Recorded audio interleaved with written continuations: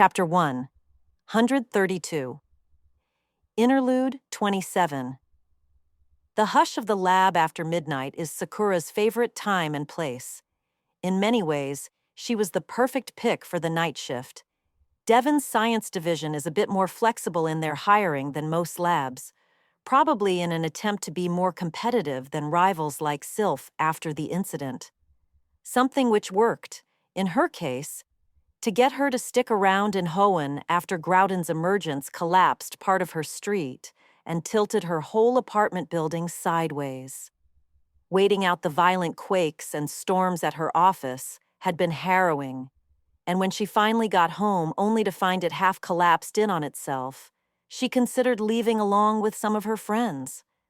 But there was also something exciting about the rush of energy that coursed through the region in the aftermath of the island-wide, the worldwide shock.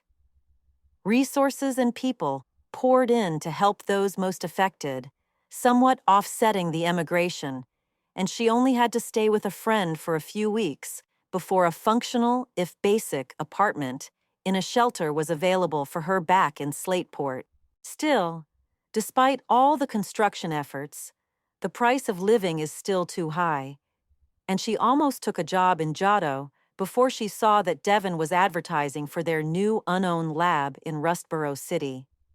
The politics of it all is fascinating in its own right, but the idea of cracking the origin or purpose of the enigmatic Pokémon was too great to resist, and when she saw the hours they needed covered, it just felt too serendipitous to ignore, she says as she walks through the green room, one of the sample labs with plants growing throughout it.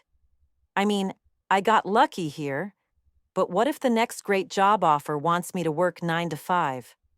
I hear you, Phil says through her earpiece, and yawns.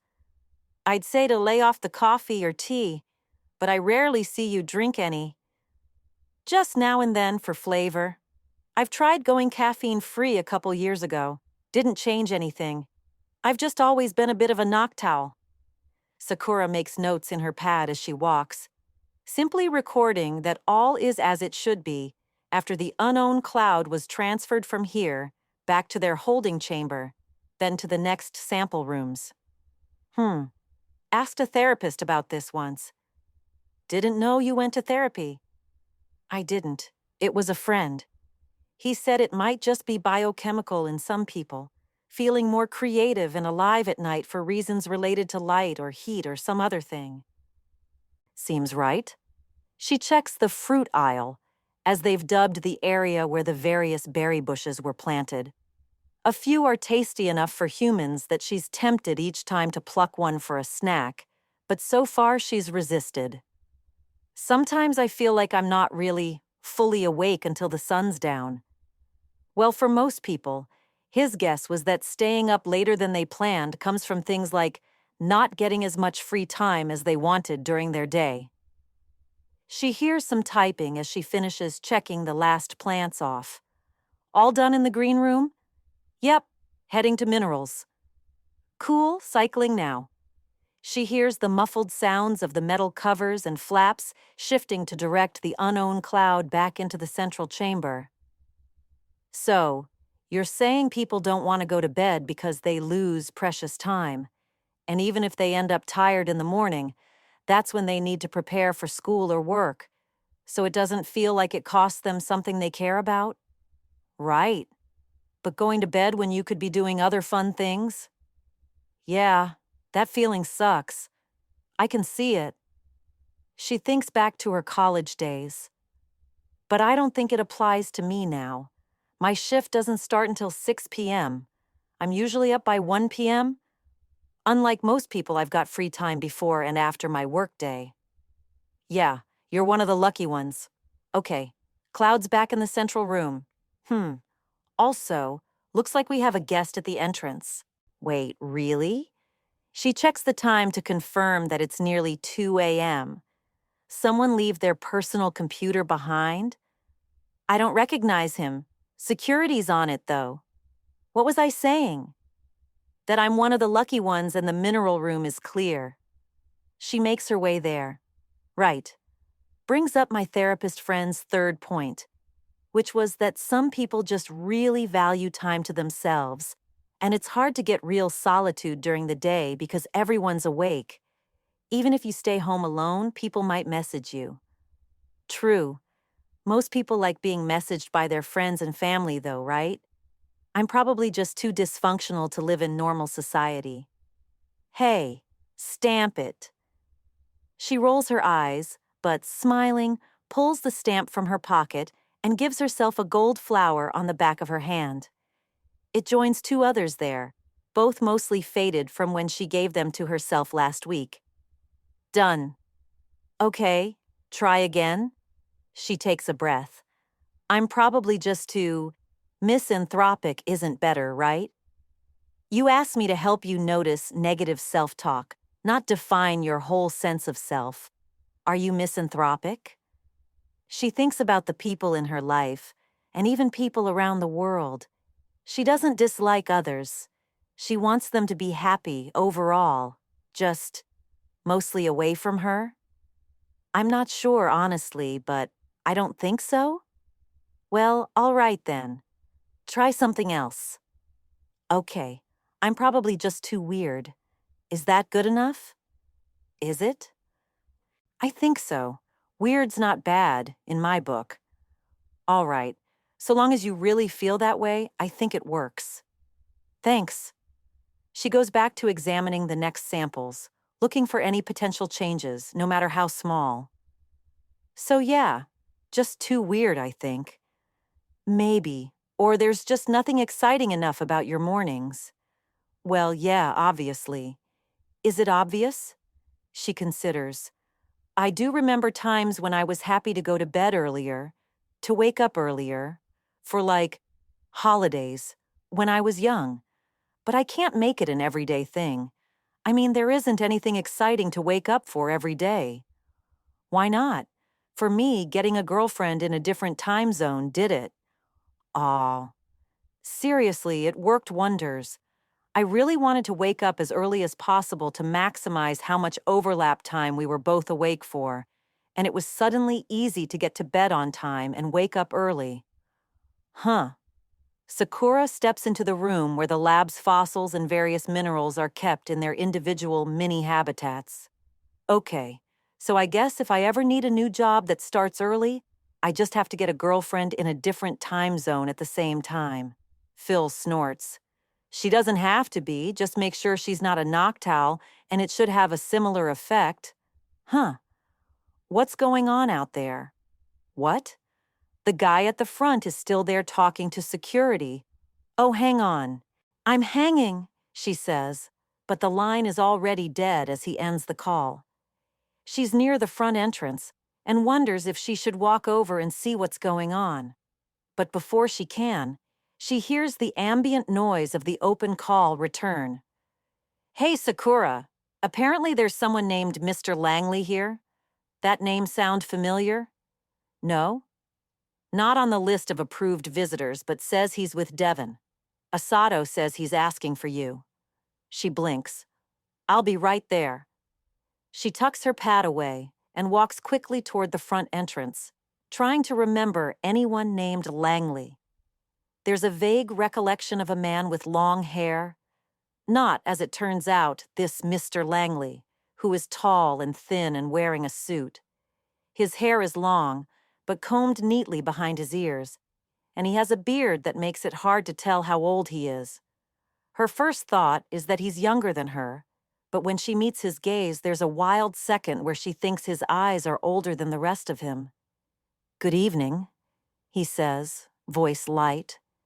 He's smiling and holding his hand out to hers, which she only realizes after she tears her gaze from his, wondering what's gotten into her. You're Dr. Hayun, I believe. Yes. She reaches out automatically to shake his hand, and now that she's not staring into his eyes, she realizes he does look vaguely familiar.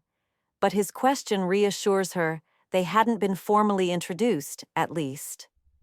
She glances over his expensive-looking suit again and wonders if the place she's remembering him from is Devon's recent tech exhibition. And you are? Edward Langley from the Slateport Lab. We weren't introduced, but I saw you at the exhibition last month. The memory of his face in the conference crowd clarifies a little. Yes, I think I remember. She looks at Asato and Hajime, the former of whom is watching the stranger, while the latter keeps his gaze moving over the area around the lab entrance. What can I do for you, Mr. Langley? Oh, did you not get the message from your supervisor? It would have been about a week ago, maybe 2. Message? She racks her brain, trying to remember. Oh! There it is, yes. Some vague memory of skimming a message from Daishi while busy and thinking she'd ping him about it later. She must have forgotten to do so, and then forgot about it entirely. Yes, I'm sorry, I've had so much on my mind. He smiles. Not a problem. I'm just here to look over the lab floor, make some notes. Shouldn't be more than 10 minutes. Of course. She nods to Asato, feeling slightly embarrassed as she opens the door behind her. Come on in. Edward nods to Asato as well, then walks past her, and she quickly follows, trying to mentally bookmark what she'd been doing before the interruption. 10 minutes isn't much, but she wishes she had a bit more warning. It's weird that Daishi didn't remind her. He's normally a bit of a micromanager. Just through there. The quickest path to the central chamber from here is through our mineral lab, where I was about to catalog as you arrived. They make their way there, and she leads him between each divided section that stores its own samples of fossils or stones of various kinds. Our unique division system puts the unknown in a central hub by default, which is accessible through any of these sample labs and cycles them back and forth through the hub and each lab, similar to the Moss Deep lab. So I've heard, though I believe theirs is a bit more high-tech. She smiles. Not that that's necessarily a good thing. I think we have a good system, and more tech might make it more fragile without adding any real functionality. I agree, he says as he scribbles in a small notebook he'd pulled from somewhere, voice cheerful. Even this seems a bit over-engineered, if you don't mind my saying so. Not at all, I get it. None of it may turn out to matter, but someone has to try. Have you been to many unknown labs? Oh, yes. At least a dozen. He's looking around, and her gaze is drawn to his suit, which isn't quite fitted. It's a bit of an odd choice for a lab visit, but maybe he likes to look professional, even if it's off the rack. In fact, is that the store tag still attached to his collar? He suddenly reaches back and tucks it out of sight, and she pretends not to notice. Wow, I've only been to visit 2 others myself, one smaller to get a sense of how they ran things, one larger when Wally visited for a safety review. Sakura doesn't have to clarify which Wally. All of Hoenn knows how he and then leader now champion Wallace helped save the region by helping Rayquaza mega-evolve and directing it to defeat Groudon and return to the upper atmosphere. Though she's heard skepticism about the official story and surfed a few conspiracy sites out of morbid curiosity. It's not hard to admit that the official story is a bit light on explanations for how exactly communicating with the unknown helped them do that. But either way, it's hard to deny that the young psychic has a way with the mysterious Pokémon. Edward was looking over the habitat holding a bunch of leafy fossils, pen moving rapidly, but pauses in his scribbling to turn to her with a sudden avid interest. You met Wally? Oh, not really. I just listened to the questions he asked and the answers he gave to the psychics and scientists who were staffing the lab. Warnings and cautions that have become standard guidance for everyone experimenting with unknown in Hoenn, as well as many beyond it. I see. He starts writing in his notebook again. So you don't know where he is. The statement, not a question, is a bit strange, and she feels her brow crease as she wonders why she would know where he is, even if she spoke to him. This was before he went off with Stephen. As far as I know, they're still traveling together. Of course, the world is getting stranger, more dangerous, and busy bidoofs build hardy homes, as they say. Sakura half smiles. Do they?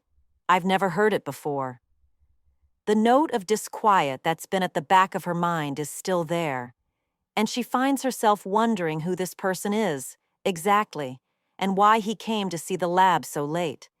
She tries to think back to the message from Daishi, tries to remember any details. Edward's head tilts up, catching her attention. She's about to ask if something's wrong when he says, I hear them. Good ears? It's not until they cross through the next room and it's, mostly, soundproofed walls that she can make out the cacophony their 81 unknown make with their overlapping noises. I'm guessing you've seen a larger cloud, considering how many labs you've been to? Yes, I've definitely seen larger. The warehouse's central area is set up to allow the unknown cloud to be shunted via strong fans between the various other areas of the lab, where they have different equipment and samples kept. Despite what she said to Edward, at first Sakura thought it was an overly complicated setup, but she has to admit, after working here for a few months, that it's surprisingly efficient compared to transferring everything in and out of the main chamber, where they are depending on who's working, even with storage balls to help. Most importantly, it lets them bring the unknown back into the central chamber, away from everything else on emergency notice, if needed. As a result, the central chamber seems fairly sparse by comparison to the various specimen labs. Just a round walkway with various stairs that lead down to the warehouse floor, the cloud of unknown floating above. But the interesting bits are all above them, and Sakura looks over at Edward, expecting to see him paying careful attention to the sealed portholes, fans, and flaps that would adjust to help funnel the unknown wherever they're needed. But instead, he's just staring at the cloud, arms limp at his sides, eyes half-lidded. Sakura's unease returns. Why is he here? Why did she bring him here? Her gaze moves to the notebook held loosely in his hand and sees there's nothing written on it, only scribbles, black swirls looping over and over again to make a dense, dark blot that fills most of the page. What? You should go back to work, he says, not taking his eyes from the unknown. I interrupted you, didn't I? Yes, that's right. She was in the middle of... I won't be long. It would be best if I see myself out after. I appreciate that. She's still bothered by something, but it's hard to think clearly while listening to the warbling, hissing, popping, static cloud of unknown. She thought she got used to it over time, but the sounds are just making her more and more unnerved, and she hurries away to return to her office.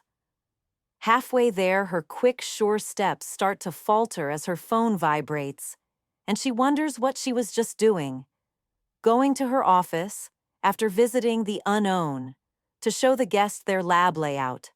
That's done, so she can get back to what she was doing beforehand, which was checking off the mineral room, right? She stops and turns to head back the way she came, feeling embarrassed. She's getting so forgetful lately. Are there other messages from Daishi or others she's forgotten? When did he message me? She takes her phone out, ready to call him. But no, it's late. She shouldn't wake him up just to ask about an old message she can't remember. Her free hand taps a nervous beat against her hip as walks, scrolling on her phone to search through her history with her supervisor. Some notification pops up as it vibrates again, a chime playing in her earpiece, and she quickly dismisses it to keep searching her message history. What did the man, Edward Langtree, say a week or two ago? She's 3 weeks back before she decides to look over everything again, a sinking feeling developing in her stomach. By the time she reaches her office, she's searching through her deleted messages, and then her private messages, in case it was there for some reason.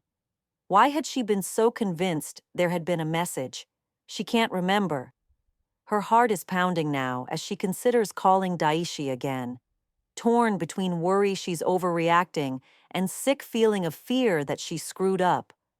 If only her phone would stop distracting her with its random notifications and buzzes. Was this corporate espionage? Or some random eccentric? What was he after? And she looks around, real fear suddenly spiking through her body. Why is she in her office? Why had she left him alone? And why did she come to her office instead of continuing with her rounds? She can't remember that either, and wishes suddenly that there was someone else working with her during the night shifts. If only her phone would stop vibrating so she could concentrate. She pulls the earpiece from her ear and strides across the room to toss it in the trash. And stops, staring at the back of her hand. Hey, stamp it. Are you misanthropic? A small cry of fear and anger tears from her throat as she feels the gulf in her mind around those words, tries to connect them to a name or face. Her hand shakes as she sticks the earpiece back into her ear, looks at her phone history, taps the most recent entry. Sakura, what the hell? Phil.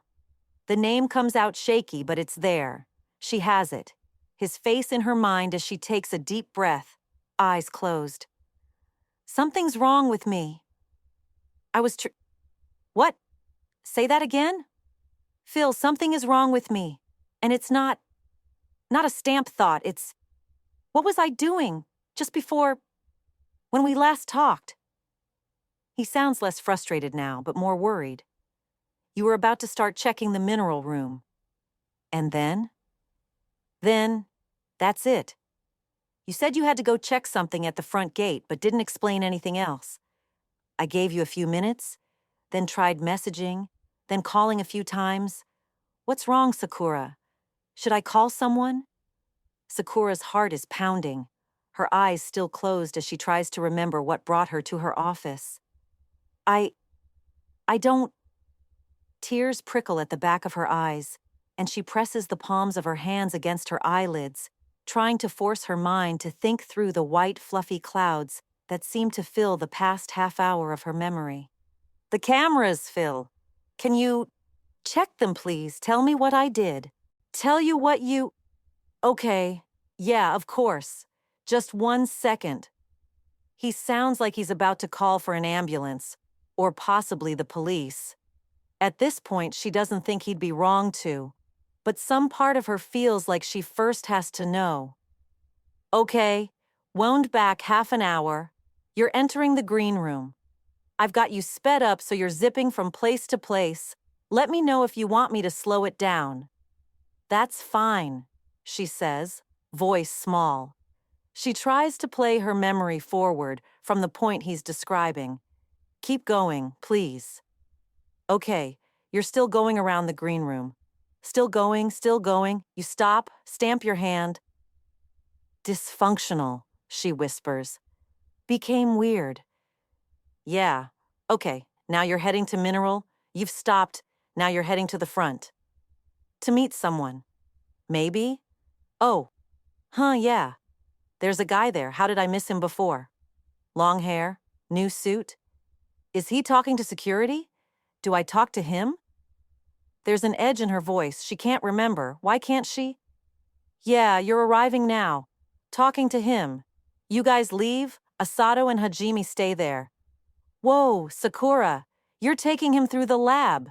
Who is he? I don't know, Phil. The unknown hub. Is he there? You guys are walking through Mineral. No, Phil, check now.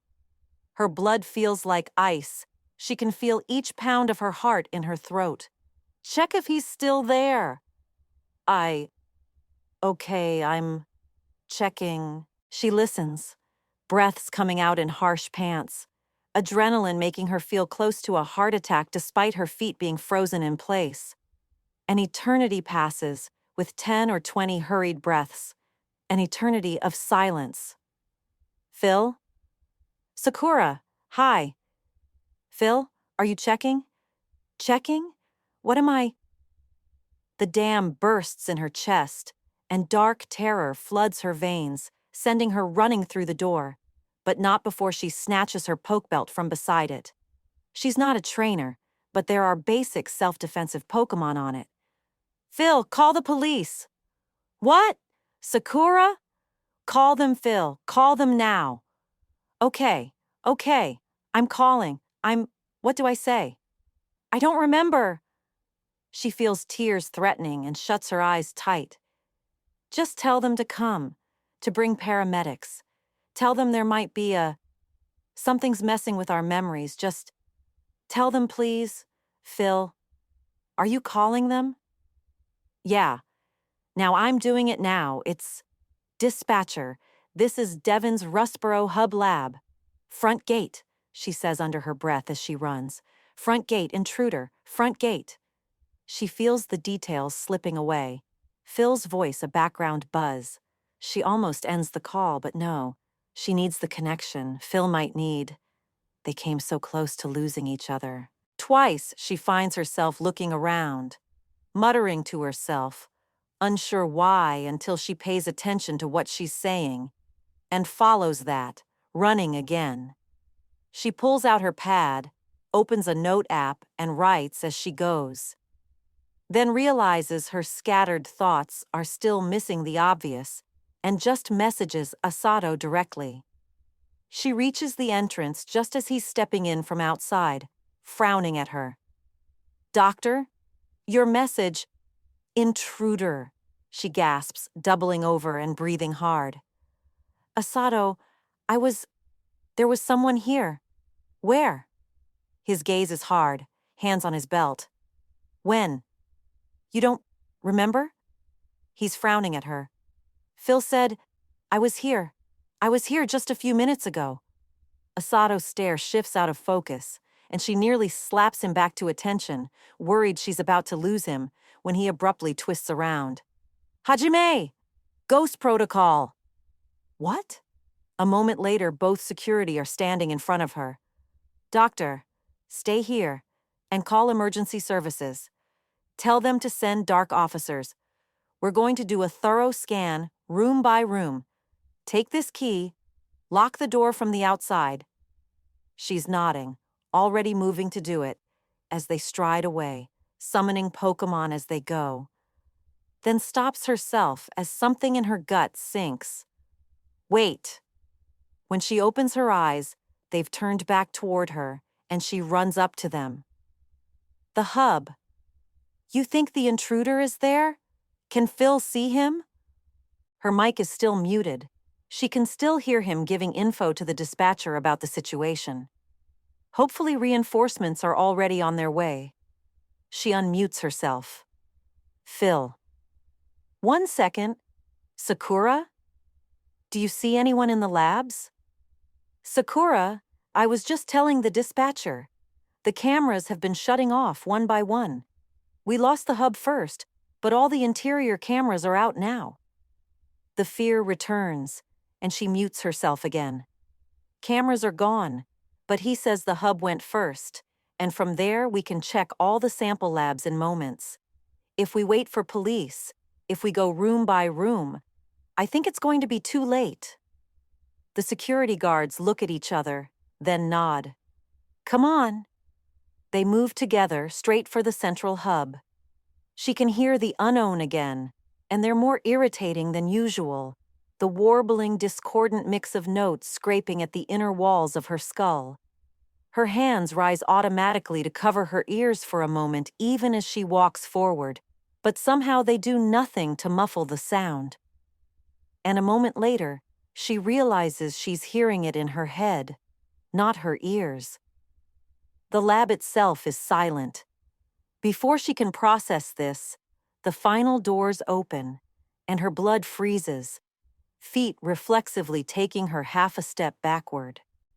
The unknown are no longer moving in a chaotic cloud. Instead, They spin around the intruder in an expanding upward cone, each row containing more and more of them, until at the top of the funnel, there's an arrangement of unknown spelling out some word that's hard to read, each letter bendain in her sivnio and witsnig her tugthos witim te. They won't do it if there's anyone watching. The intruder's voice is low, but carries through the stillness. He stares up through the funnel, looking directly at that shifting mess of El Tetzer Nda Embasalis, then turns back toward the three of them, expression sad. You should have just gone back to work. I'm sorry.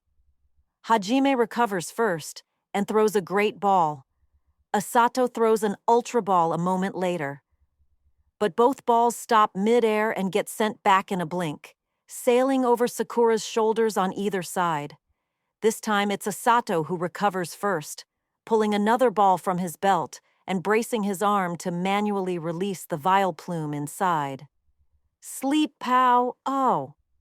The unknown screech, a cacophony of pure noise that once again has Sakura clap her hands over her ears, and she watches in disbelief as a small cluster of unknown, separate from the swirling funnel to dive bomb the vial plume. But unknown aren't dangerous, she thinks, feeling numb as spheres of fire and electricity, ice and rock materialize and pelt the vial plume. Hajime summons a Houndoom, and its flamethrower drops 3 of the unknown out of the air. But more come to replace them, and while each of their attacks don't seem to do much damage, they keep attacking until the vial plume and Houndoom lie in twitching heaps. With something that feels like a mental snap, Sakura's hands finally drop to her belt. Then she turns and forces herself into a sudden lurch, the movement translating to a run after a few unsteady steps, which turns into a hobble as she screams, pain lancing through her shoulder and thigh. She keeps moving through the feeling of being simultaneously burned and impaled, trying her best to run through the mineral lab, to get away. There are unknown around her.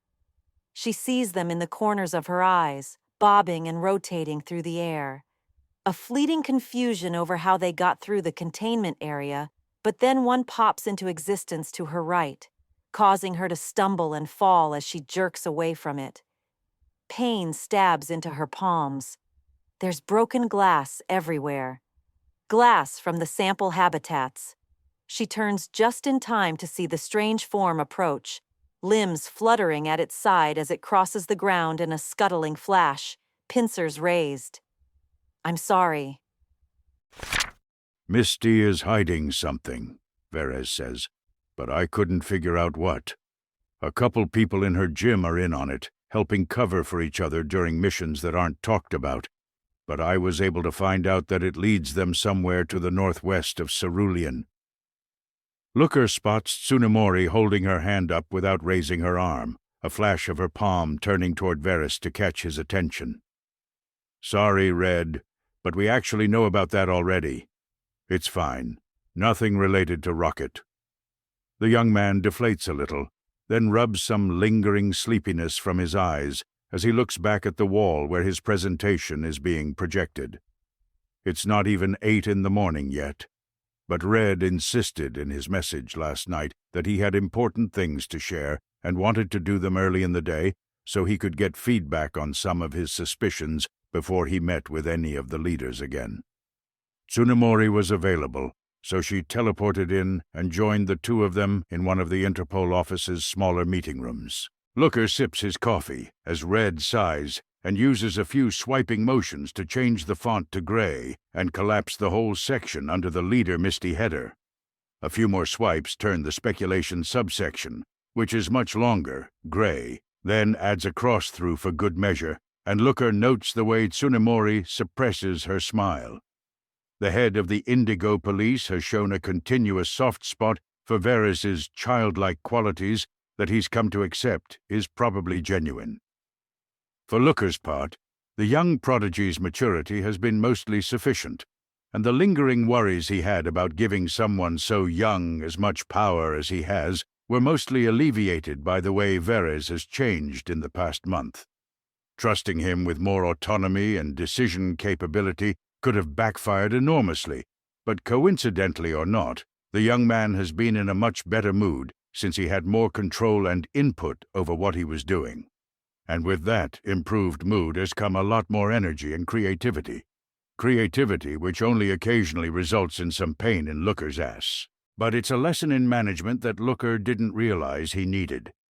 It was tempting to assume the change in Varys was just an effect of his age, but Looker still quietly took a second look over his entire division, just in case. A few tweaks, often subtle to equalize people's power and responsibility, seemed to pay itself back, with more problems being solved more smoothly, overall, though it did often increase his own inter-team management workload. It also led to a few terrible outcomes, but even in those cases, the causes of the problem were clear, and the feedback loop tight. Only a few people had to be demoted, and thankfully no fuck-ups big enough to warrant a firing so far. They're closer to pinning Rocket down than they were a month ago, and not just because of the discovery on Cinnabar or Varys's efforts with the leaders. A number of hideouts and interregional coordination routes have been exposed, 2 new attacks disrupted before they even got launched, but he can't deny how much harder this would have been without Varys or his friends. "All right, well, at least that simplifies things a little," Varys says once he's done reorganizing things, then flips back to the outline at the start of his presentation. So next up is Surge, and for him there was basically nothing. He's more ambitious than Brock, like he definitely has plans that he doesn't talk about, but as far as I could tell they're all about keeping Vermilion secure and preparing for war with other regions. Looker raises a brow. Interesting. He glances at Tsunemori, who doesn't even bother trying to look surprised. Yes, it's interesting, but not news to anyone who's listened to enough of his speeches, Tsunemori says, tone dry. The man doesn't try to be too subtle about it, and ever since the young oak shook his challenge system up, it's become more clear. He's got opinions and plans that might make some nervous, but he's not the type to help renegades. That's my read of him too, Varys says. For what it's worth. Looker crosses his arms. Even if he thinks they might be a strategic advantage? Tsunemori shrugs a shoulder. If it comes out that some other region is allying with Rocket or similar organizations, that's a different story. But he would be putting at risk everything he's built in the meantime. It's not a good match for our profile. Your profile puts too much weight on an unambitious leader who wouldn't want extra attention drawn to them. I get why that fits most criminals maintaining a white-collar job or public figure lifestyle, but our profiles say anyone working with Rocket isn't doing so to get rich. It even fits circumstances like the Matt Moon assassination. Which is why I was extra suspicious of Misty, Red says. Her, Brock, and Giovanni had the most influence and presence in that whole situation. But as far as I could tell, she's as confused and frustrated over that as anyone. Looker nods. I don't know how it connects to the rest, if it even does. Not every act is going to be part of some grand scheme. And of course, there might be more than one compromised leader. Tsunemori is watching Looker. Independently so. You've implied as much before. But if you disagree with the motivations our main profile is drawn from, I don't see how yours are much better. Ambition, grandiosity, those sorts of criminals tend to out themselves sooner rather than later, and neither of us believes all this is new. Not new, no, but the smartest criminals, the hardest to catch, they're not stuck in one mode forever. They adapt. Looker turns to Varys. Don't write Surge off just yet. Varys glances at Tsunemori, but nods and tugs his cap down a little as he scribbles something in his notebook, then turns back to the projected screen. Next is Erica, and with Misty crossed out, we've reached the first of my top suspects. The others being? Tsunemori asks. Sabrina, Koga, and Giovanni. Red swipes his hands until they're listed beside each other, then drags some highlights between them. Giovanni and Koga are dark, So without an excuse to use Miracle Eye near them, they remain the biggest unknowns. Sabrina is an even better psychic than Misty, and I've only ever gotten things out of her when she was taken off guard. An option for later, but best not to tip our hand yet. Red nods. Erica, by contrast, has the most organized mind of any non-psychic I've ever met. She's definitely hiding things, but without direct interrogation, it's impossible for me to tell how much of it is personal or private details compared to something illegal. But more than any of that, Sabrina, Erica, and Koga have had organized renegade or suspected renegade activity in their cities. Looker slowly nods, thinking about his conversation with Erica after the casino incident. Why not Blaine, by that token? Because he reads as innocent? Basically, yeah. His mind is... I don't know how to describe the difference from Erica. It's organized, it's disciplined, but he's not using it to hide anything as far as I can tell. Tsunemori stirs. What about Giovanni? Viridian City hasn't had any incidents. Red nods, turning back to shift the display to the last listed leader, expanding each subheading. There's not much there. This one's hard to explain. Is there a reason Giovanni is last? Looker asks, mind already searching for a pattern in the list to the side. It can't be amount of content. Misty was after Brock despite having much more written. Oh no, They're all listed in the order Blue has been doing them. Varys sounds mildly embarrassed, and Tsunemori subtly hides another partial smile with a sip of her own coffee. Looker purses his lips, but just nods and rotates his hand in a carry-on gesture. Right, so if I start explaining my gut feeling on leader Giovanni, I'd have to start with what Leaf said about her first meeting with him. Looker's phone buzzes where it sits face down on the table, and he flips it over fully, intending to give it a perfunctory glance. But the words of the notification hold him fast, and he stares, everything else forgotten. There's been an incident.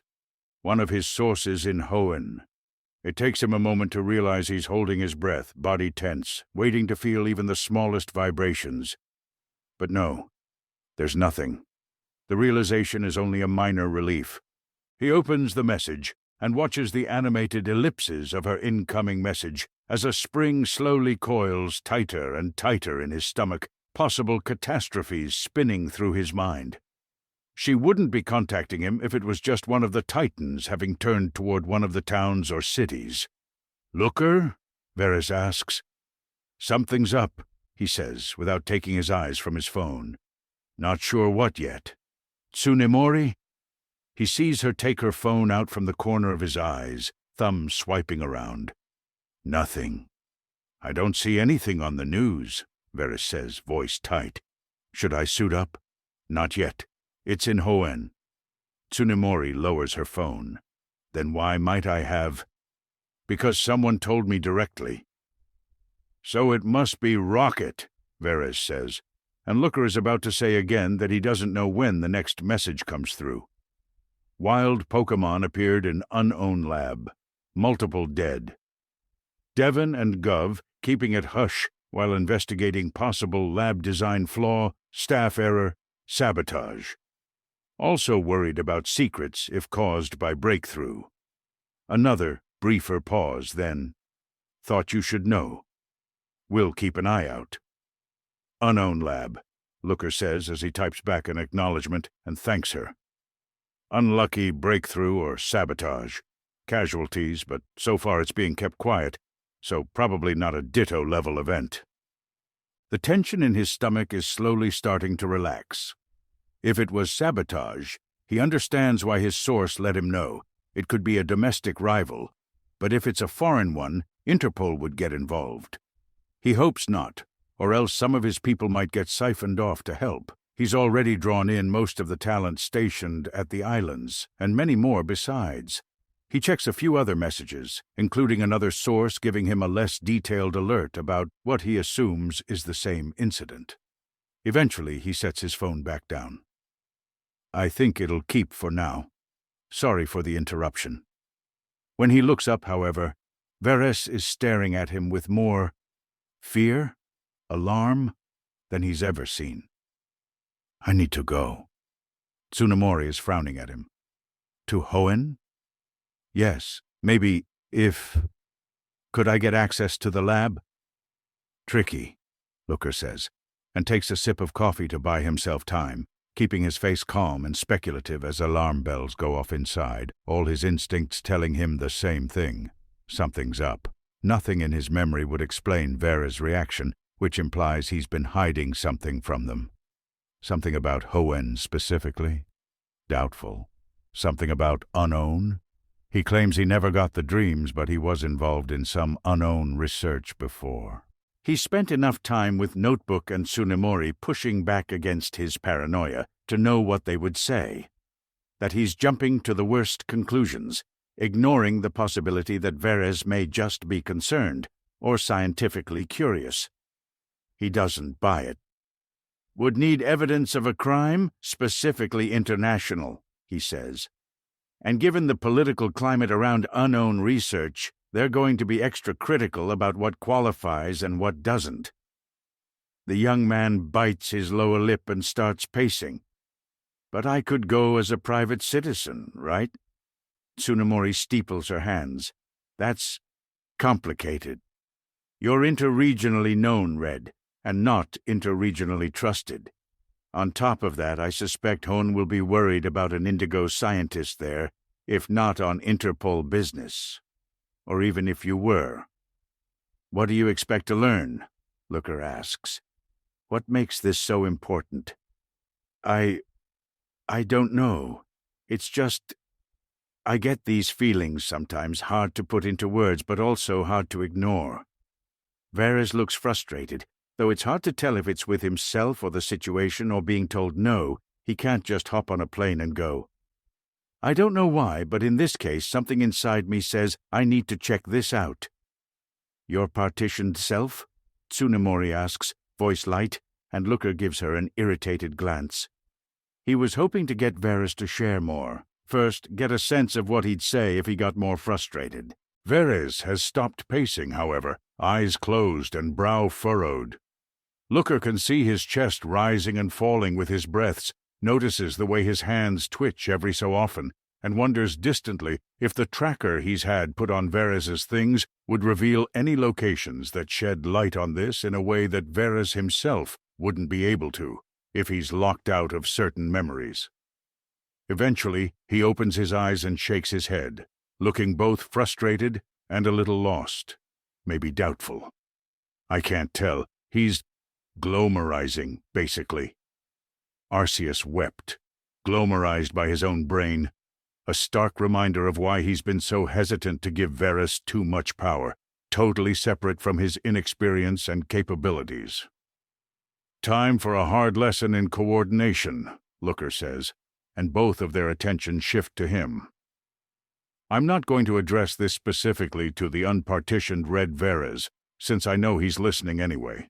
But right here, right now, this is the sort of situation where being explicit in what you communicate matters a hell of a lot. I wish I could, but nothing. You say you can't because part of you won't. And you know what? That's fine. Most people who get hunches, gut feelings, he points at his own. They can't because it's hard to put them into words. And I'm the last person you'll find telling you to ignore your gut.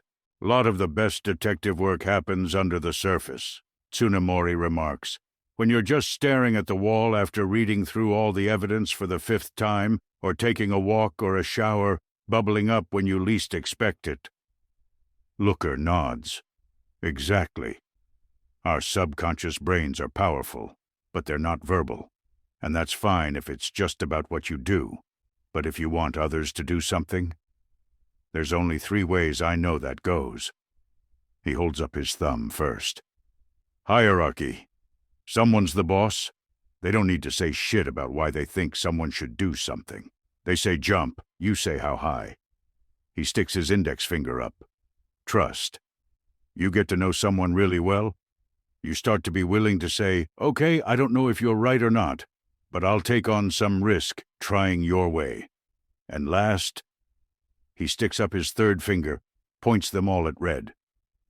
Explicit arguments. Things I can understand, I can follow, I can check against what I know and what I believe and what I predict.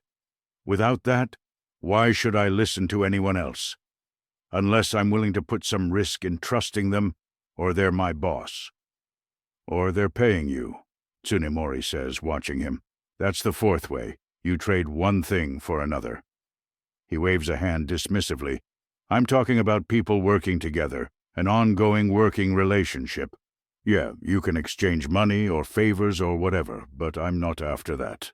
Varys is looking between them, fists clenched and lips twisted to the side. Anger? Frustration? Desperation? Looker stands, drawing the young man's gaze to his. I hear you saying this is important, but I'm not looking to blackmail you, Varys. Either of you. Any of you, he says, turning slightly toward Tsunemori. I think there's too little here to go on, but if you disagree, if you think there's something to it, I won't try to stop you, but I won't help you, can't help you, without trust or understanding. Maybe not even then. Like I said, it's not our jurisdiction. But you have sources, Varys says. Contacts. Looker tilts his head in very slight acknowledgement. So talk to me. Maybe we can figure something out. But if we do, we'd better do it quick, because if word's getting to me, it's getting to others. If there's something you know, Varys, subconsciously or behind a partition that makes this a sudden, immediate priority, someone else out there might know it too, and they might not be as limited in what they do about it.